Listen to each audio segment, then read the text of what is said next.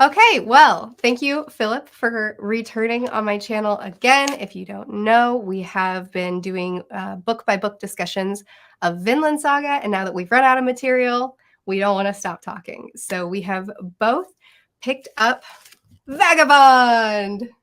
I'm sorry for laughing at your copy. Like I can try to cram the pages in there. They just fall out, you know?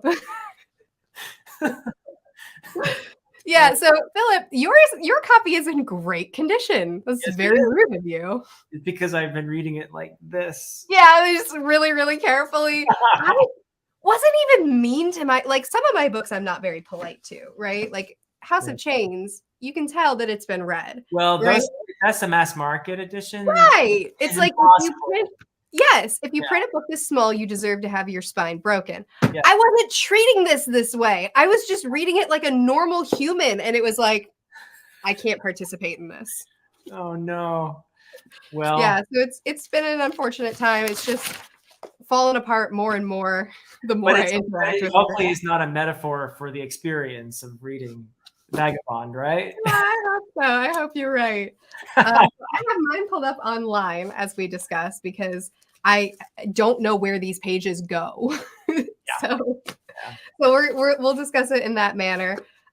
Philip, so for anybody who doesn't have these bind up editions, this is the first 3 volumes that we'll be discussing today. That's all Philip and I have read. Philip, what are your initial impressions on these first 3 volumes? First impressions. First, I'd like to say the art is fantastic. Oh yeah. Yeah. I mean, it's good stuff. I mean, it's incredible. I love just the black and white illustrations. There are a few color ones in there too that are really cool. But for me, the kind of contrasts that Inoue achieves in there, the chiaroscuro, it's really effective, and it's part of the whole tone. I think, right? The art style is very much, I think, conducive to the tone that he's going for in the series. I feel because it's definitely a grittier. I mean, I don't have a ton of manga experience, so I'm naturally going to compare it to Vinland Saga, which also has violence and has. They're both seinens. They're both. Yeah. They're of the same genre. But this somehow feels grittier to me than Vinland Saga does, and I'm here for it. Yes, but it's interesting because the main character in both Vinland Saga and Vagabond are both in a very dark place at the beginning. They're both very violent, and all of that. And so it is interesting that the tones, I agree, are significantly different while they're in the same genre and they have at least a similar starting point. We're not following someone who's noble and trying to do good for the world. Right. Yeah. In fact, I was, and again, it's because I've very little manga experience, but there are a lot of parallels between the Vinland Saga beginning with Thorfinn and I guess he's called Takezo in the beginning. And please, everyone, forgive me for my pronunciations because they're not. I'm going to make you pronounce everything first. I don't know. So in the beginning, he's Takezo, and then he, of course, becomes Musashi. But yeah, I mean, he's a very troubled individual with, and part of it is because you get bits of his story, his backstory as these little pieces of it progress. We find out what an unpleasant person his father was, for example, and how that was a traumatizing factor, but also his sort of naive going off into the world, trying to prove himself, and he was. Pretty much, I think, like his mother was taken away from him, and he tried to resist that, but his father was kind of abusive, and so we get all that. So you begin to feel for this wild creature who exhibits such violence, and it's hard to like him at first, but then I feel like gradually I'm getting to a point where I'm beginning to identify with his character more and more. Like I'm getting more of his backstory. There are moments, surprising moments, when he shows real loyalty, where he shows that he has some ideals that he lives by. He's not just a violent murderer, although he is that too. But he has some positive sides to him that sort of peek out there. And I'm assuming that we're going to see more of that as this goes along. There's an element to this, which again, like Vinland Saga, you have this exploration of pacifism. Here, I feel like, and underneath that, I feel like in Vinland Saga is a kind of Buddhist ideology. It's going to be way more explicit in Vagabond, I think. So, yeah. Absolutely. I think that we see a lot of, I can't think of the word, loyalty from him. Like the people that he cares about, he truly cares deeply for, not just his friend, but then also whenever he returned to their home village to let them know he is alive and, you know, you need to move on, essentially. Not wanting to dishonor his friend by saying, hey, he ran off with another lady, but at the same time wanting to honor the woman that he was betrothed to. And yeah, like you can see that he truly cares and he has a lot of honor. It is interesting because a lot of the conflicts that we are given the context that I think it was when he was 13, he could kill, you know, however many men on his own. So there's a lot of his story that we don't know yet. Like that does sound like when he was 13, he was just like happily murdering, but we don't know. We don't know what that looks like. Yeah. But a lot of the conflicts that he is faced with within these first three, or rather within the first two volumes, a lot of the conflicts that he faces are matters of self-defense. Like in the beginning, when they're on this battlefield, we don't know what happened before the volume started, but we do know that people attack and he responds by defending his friend. Yeah. And that is kind of a repeated situation that he's in where he's defending people. But it also seems like we're intentionally put in positions where, okay, is he always on the defense or all these people here? Was that him instigating? And then that's how, you know, like there's a lot of missing context at this point. I don't know. How do you perceive him as far as all that goes? Yeah, I think in that opening sequence when we actually initially meet Matahachi, who is the friend, the sort of sidekick, if you will. And he's lying there after they're on the losing side of this dynastic battle. I think it's for control of part of Japan or Japan, and historically speaking, back in somewhere around 1600 or so, I think. So, but it was they were on the losing side, obviously, and there are people going around killing the remaining, you know, wounded and that sort of thing from the losing side. So it is in that moment self-defense, and I think, you know, there's a it's almost a kind of darkly comic scene where Matahachi is taking a dump and he's not, they're not, their bowels are not very good because they've probably been with this army. There's probably been disease running through the troops and, you know, they're running off like idealistic youths to prove themselves in war. Didn't go so well. You know, you get the sense that they've had a very rude introduction to reality. So I do think it's fair to say that in that moment, his response is self-defense, but it's a bit shocking how efficient and brutal he is at the same time. And you get through there's a running commentary on his eyes and how it looks like there's a beast there, not a human. And that's a part of this character. And it does go back to the way his father raised him and how he was separated from his mother, separated from affection, and was ostracized by the community as well. So he's very much an outsider from the beginning. Really shows. Yeah. And I think there's a lot more context obviously there's a lot more context in his past and in his character and his ideals and motives that we're going to get. To me, at least at this point, with my very limited knowledge on where the story is going to go, it appears to me as somebody who has been rejected from a very young age and therefore is trying to find his place in life and find his way to prove himself. And because he is a prodigy in martial arts, he just leans heavily into that without really any sort of guidance or honing, which I think is what happens in volume 2 with the monk, kind of challenging those ideals and refocusing him from violence toward any sort of opposition, because he really does have this he has this brutality to his self-defense where he's not trying to maim, he's not trying to disengage, does not hesitate to kill and kill abruptly and brutally, right? He uses his full strength. And kind of re-honing that to, okay, go to a dojo, go to men who know what they're in for, who like it's an organized sort of sport. which like we could still have that discussion of the morality around that as well, but it's less of who crosses my path and more of where we're all on the same path, you know? Yeah. In that way, he's incredibly mature or whatever. I don't know if that's the right word, but he is a prodigy, as you say, in terms of violence. But he's so naive and young in other respects, like when Oko, she and her daughter, is it Makemi? Akemi, I think, with an A, Akemi. They rescue them essentially. They're diseased and passing out. They of course, Oko and Akemi make a living pillaging the dead. They pick off the valuables and stuff. Oko tries to seduce him in a certain moment, and he doesn't know what to do. And you just see, oh, he's a kid. He's 17 years old. He's naive. And because he's been so ostracized too, there are just so many things he doesn't know, right?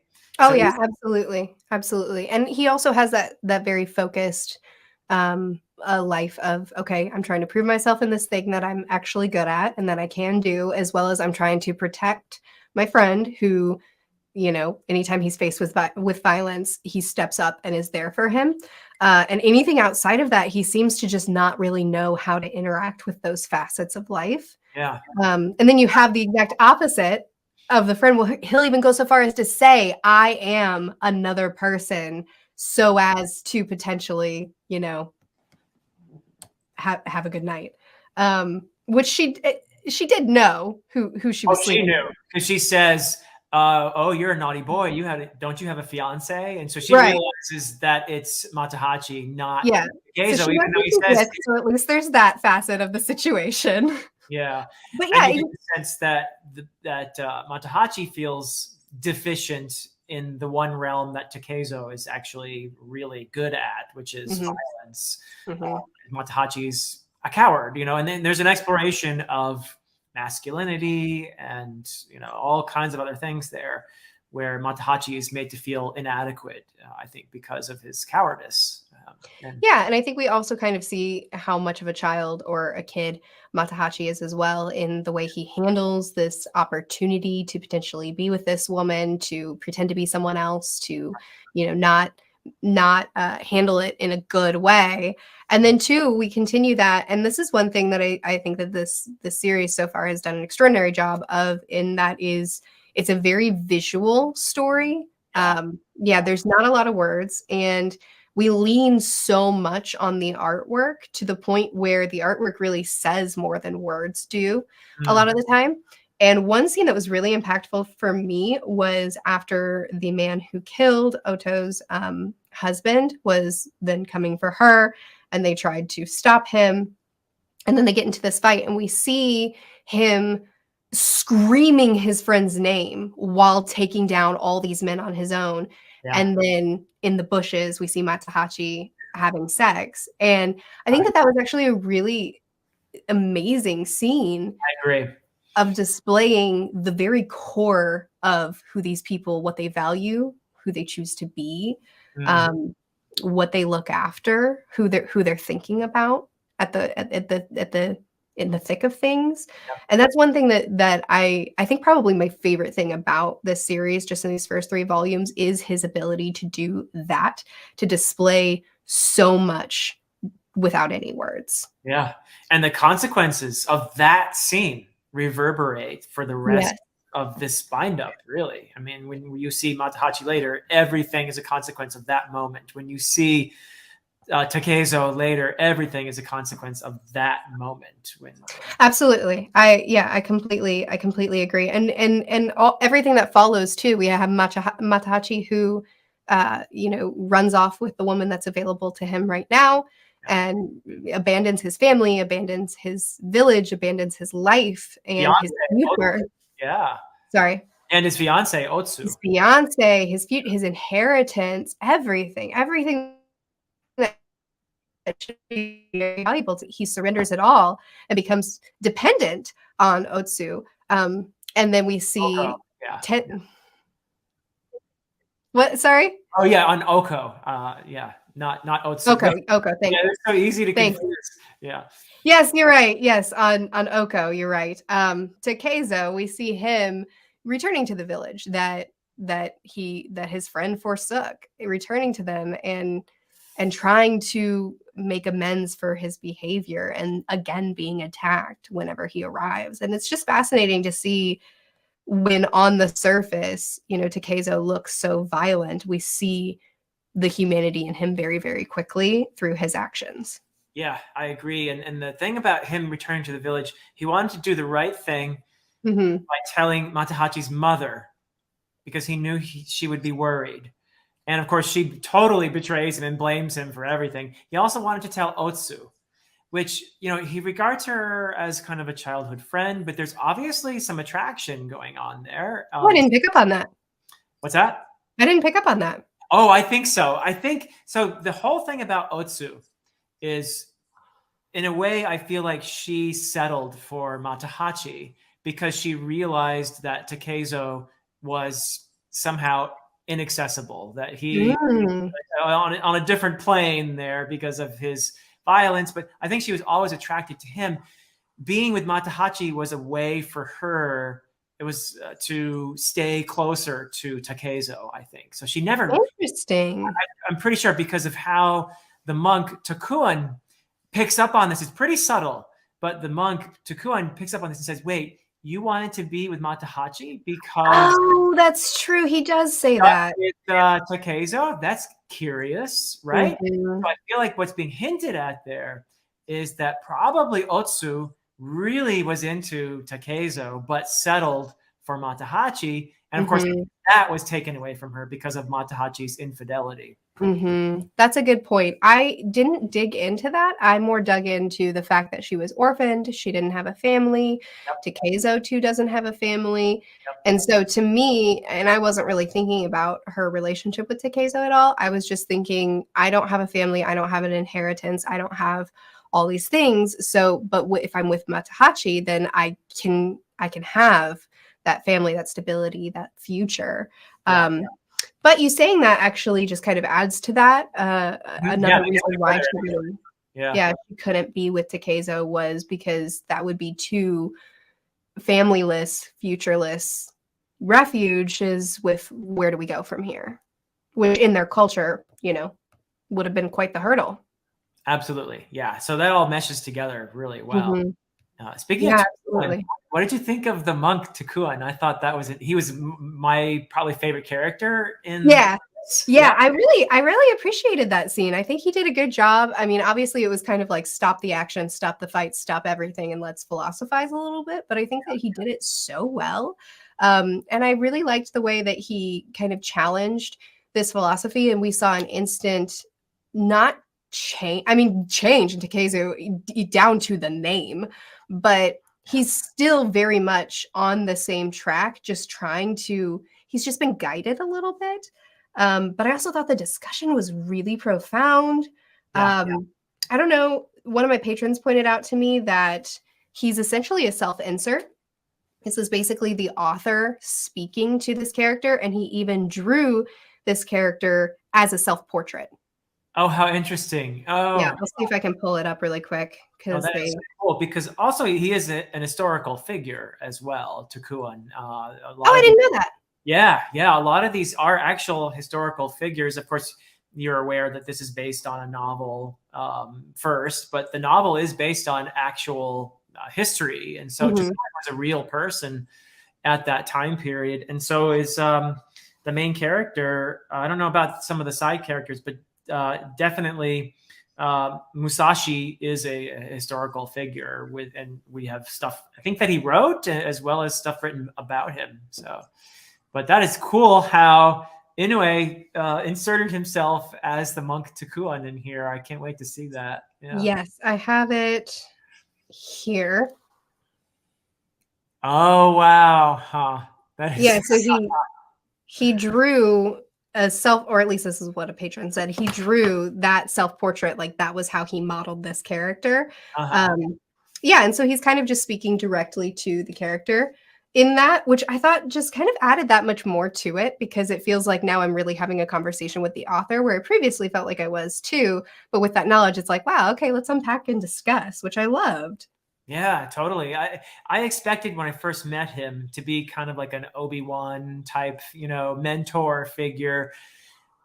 But there's more to him than just that. I think he does some interesting stuff with Takezo when he succeeds, and he's the only one who perceives that Otsu is probably the only person who could get Takezo without a fight to basically surrender, right? So he kind of uses her in that way, and then brings him back all, on his shoulder, all bound up and everything. Mm-hmm. Hangs him from the tree, right? What a scene. The hanging from the tree, him screaming to kill him, and we already know that he's not eaten enough. He's exhausted. Like, he's already in a very weakened state. Yeah. And it's kind of like this, he could give up. He could surrender. He could just let himself die, but he refuses to end that way. He needs to be killed because of his philosophy. Like, he's fine with death. He's very comfortable with the concept of death. He expects to be killed, but he will not die this way. And so he's kind of violently holding on to his life in this scene. And it's another one of those things where it says so much with so few words, where we just see him hanging there day after day after day, screaming at the monk to kill him, which I thought was just really, really powerful imagery. What do you think of the idea that Takezo lives this violent life as a way out, and with an understanding that someday somebody's going to get me, and I'm okay with that, because life for him thus far has been nothing but being ostracized, suffering, pain. It hasn't been a happy life for him. His father was abusive. His mother was forced away. He's felt nothing but rejection from his community. So was he, in seeking violence, was he seeking an end to everything? I more perceive it as him viewing it as a way of life, just like a matter of life. I'm choosing to follow this path of martial arts and of finding the best opponent and becoming the best I can be, and eventually I will be bested. Invincible for the sun, right? Yeah, I'm very into rock climbing, and one of the rock climbers that I follow, Alex Hummel, he's really into free soloing, which is stupid and you should never do it. Yeah, no, I can't even watch that. Yeah. So he climbs mountains, very, very tall mountains with no rope and no partner. So if he falls, he dies. And he's a very skilled climber, one of the best climbers in the entire world. But his kind of mentality around it is, yeah, I'm going to die someday. I mean, that's just a fact of life. I will. Most of my friends that are really into free soloing have died. They've fallen off their climbs, and that'll happen to me at some point. But like, but this is what I love. I love doing it. And like, I'm probably not going to die today. So, and now that he's married and has a child, he does less free soloing, but he still does it because, like, in his mind, like, yeah, that's life. You die eventually. Wow. And it kind of stick with tennis and reading.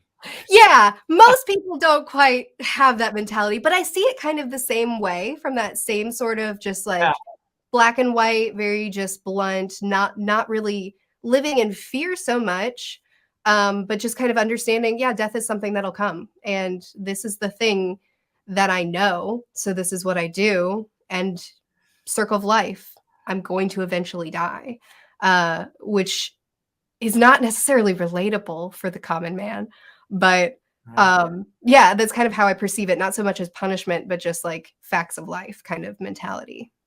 I think that's a great analogy, actually, for Takezo. He probably does feel weirdly more alive when he's committing violence than at any other time. It is the one thing he seems to be just naturally really good at. So, yeah, it's unfortunate for him, though.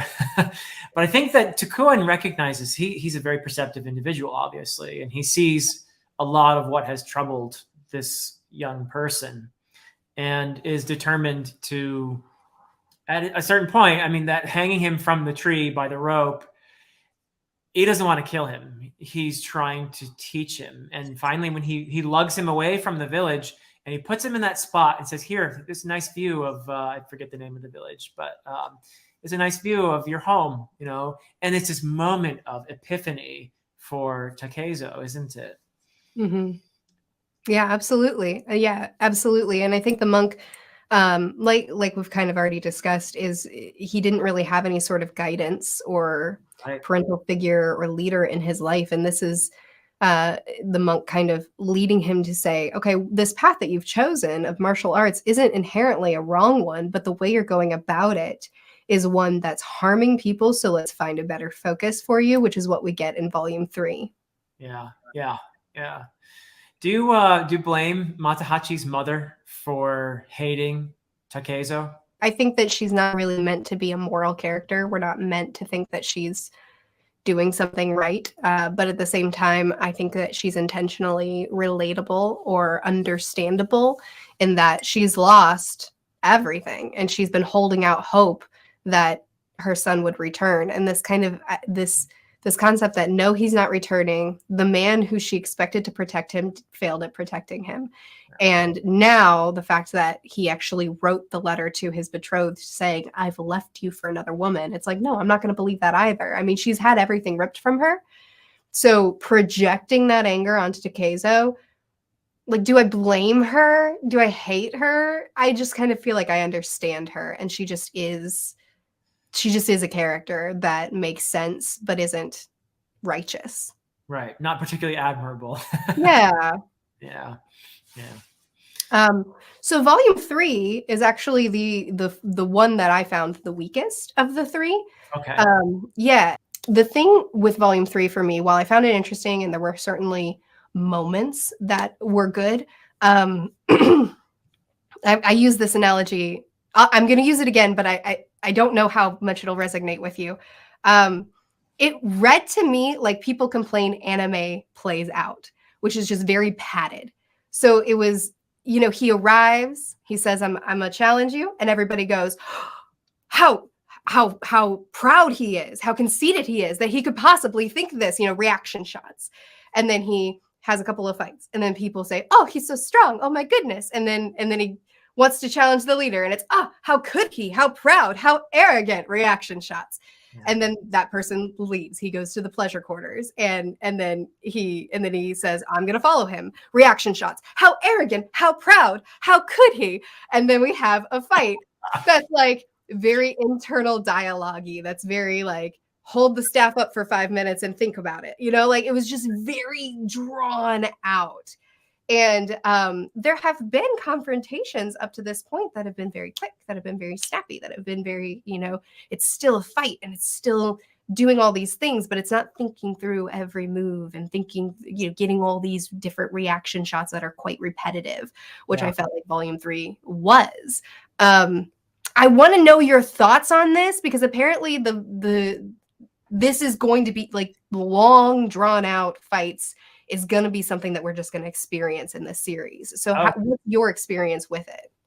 Yeah, no, I thought his whole encounter with the, what is it? The Yoshioka, do I have that right? Yoshioka school? Trying to get I think it's the Yoshioka school, which is, of course, the father is gone, but there's the older brother who looks like the younger brother, really. I mean, he's the one that's off in the pleasure quarters and who has this incredible, like, he doesn't seem to be entirely comfortable with his role in life, or he's disillusioned or something. I mean, he's not being the leader and of course you get the sense that is all an act as well, for whatever reason. We're not sure yet. But he's a curious character. He actually encounters, now he's going by the name Musashi. He encounters him first and dismisses him and gives him advice. Don't go there. You don't want to. Right. Yeah. So he's an interesting figure. It is very tropey in a way. You know, this whole setup really with the Yoshioka school and the way he encounters first, doesn't know who he is. And then of course meets him later. Oh, you're, you know, I forget the guy's name, but he's the actual head of the school. There's his younger brother, Denshi something. I can't remember the whole name. Yeah, the true fighter. Yeah, no, he's more like the the brute, right? He's the one who wants to uphold the honor of the school and all of that. And he feels like he should be in charge because his older brother is a waste, right? So, so there are a lot of, I guess you could call them archetypes if you want, at play here. I think that it is an important moment, though. It had to be done somehow or other for Musashi to realize just how, yeah, he has some raw talent. He has, he's got a good body. He's imposing and he's strong and he's fast. But how far away is he really from somebody who's really good?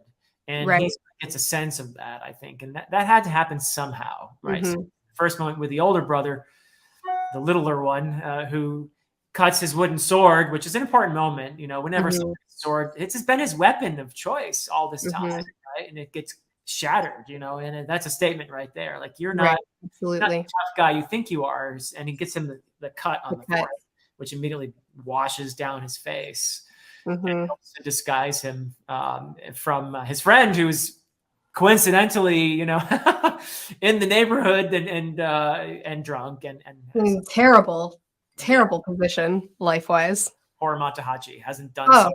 Yeah, that one decision in that moment really has defined the rest of his life so far. I suppose. I feel like it's a series of decisions that have gotten him here. I mean, yeah, he could have left this life. He could have returned home. I'm sure his betrothed would have taken him back.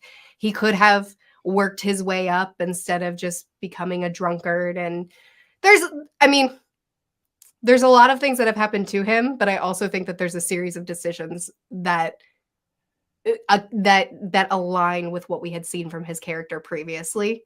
True. Yeah. And I think a lot of it is, though, the guilt of abandoning his friend and not wanting to think through his own cowardice, because drunk, you don't have to think about all that. But yeah, he's definitely guilt-ridden and feels terrible for not going in and helping his friend. And he thinks his friend Takezo is dead. And so when he sees this guy with the blood all over him, that's another reason why he doesn't realize it's Takezo. Goes by Musashi now. So, but yeah, Musashi had to be humbled in a way. He had to get a dose of reality. And it's the first time he's ever really been shown kind of what level he really is, I think. And both brothers, I guess the younger Denny Shishiro, or however the younger one is, I can't say the name, but he doesn't quite beat. It's more of a tie, I suppose, where they do wound each other pretty well there. But the blow that he gave him on the shoulder there would prove to be much worse than initially he let on. So, but yeah, I think in terms of setup and everything, it was necessary. But it was very, if you want to call it tropey, I wouldn't argue with you. Yeah, I think the tropes didn't bother me as much, though I do see what you're saying. It was more the pacing just seemed quite drawn out. And the dialogue was so repetitive, the internal dialogue of people observing that he's strong, observing that he's arrogant and full of himself and thinks so highly of himself, and then restating those things. And then the same with the friend who's outside the dojo, who's, saying over and over again, now's my chance. Now I'll step in. Now I'll save him, which was effective in what it was doing. He is trying to work himself up to be the type of person that he wants to choose to be. But at the end of the day, he's still a coward. He still can't make himself be that. Yeah. So there was a purpose in this, but it just felt like, I guess I just didn't need to do it this much and to go on this long, which, I mean, for anybody watching this who's thinking, oh no, there are more fights like this, like, I'm going to take it as I go. I'm not judging too quickly. This is just my experience with this volume at this point. Yeah. I think you can sum it all up with this panel here. Look at how you're not opening your daggum book. Open it, Philip. I'm being delicate. But you know what I mean, right? This is the panel where before things really go down, the tension has been established. We see all these personalities next to each other, and it's really just sort of a presentation of all these colorful, in this case, literally, personalities that at play. And he's captured pretty well the emotional state of each one here. No, you're absolutely right. This is the portrait of a personality in each case. You have the one, he's part of the dojo or whatever, the school, and he's kind of one of their best, but he seems like a more decent guy, right? He's Mm-hmm. just trying to get this defused more or less. And then you've got poor Matahachi, who's drunk and who's trying in this very sorry way to redeem himself, and really ends up flubbing it pretty badly again. Oh yeah. You've got Denshishiro, the younger brother, who's the brute and who wants to defend the honor of the school. And then you've got the older brother who just, he's had enough of all of this. He wants to just, I think he's disillusioned is what he is. Yeah, he just wants to live his life. He's not really trying to have that sort of title or those fights and prove himself in that way. Yeah. And then of course you have Musashi, who is got that look in his eyes there. There's that beast trying to come out there. And then the one guy, I forget his name too, but he's also high up in the school, who's kind of the bodyguard or whatever of the older brother. Seems like also a pretty there's more to this guy than just a fighter, I think. He's more of an observer here in this scene, but he seems an intriguing character. Yeah, I think it's been a really interesting, it's a very slow setup, but it's a very interesting setup. Yeah. I'm really curious where he's going to take things as far as the individual arc of our lead, but then also the fact that Matahachi, the friend. Yes. Yep, Matahachi, the fact that he does actually recognize him now, and he wasn't able to quite reach him, which has me thinking that they will eventually reconnect. And I'm curious what their relationship is going to be. I don't have any sort of, other than just knowing that long fights are going to crop up more in this series, I really don't know what's to come. I've not read the novel. I've not looked into this at all. So I'm very going in, I'm going to experience it. Is that kind of how you are as well, Philip? I am, except the one thing I did was I read at the very end, there's a little bit of a background information. Okay. That's how I knew that there are certainly these characters actually existed historically. Okay. That, although I think I had heard that before as well, but there's a little bit, and it doesn't spoil anything really. It tells you that some of these people are historical figures, and it's a useful page or two actually at the very end. So that's all the research that I've done. Okay, cool. Well, I'm curious to hear. Do you have any sort of idea of the direction that we're going to take and where we're going to go from this moment? I mean, I can only conjecture, but I think that Takuan is going to play an important role. And that eventually, and it's going to take this is way off. But I think you're right. We're going to see something happening between Matahachi and Musashi, who was Takezo. They have to get back together, and that's not going to be necessarily smooth because of the abandonment and everything else. I think that eventually, though, you're going to get something like we had in Vinland Saga, wrestling with violence and the purpose of existence and attachment, and this monk, the philosophy behind Takuan there, I think is going to increasingly play a role in the development of the main character. Like if I have to guess, I'm going to say that's where eventually he's headed, but I think a lot of stuff is going to happen first. Yeah. No, I agree. I think that I very much agree that this will be a philosophical story where we're really going to grapple with some ideals. I'm really excited that Matahachi, did I do it right? Matahachi? Matahachi.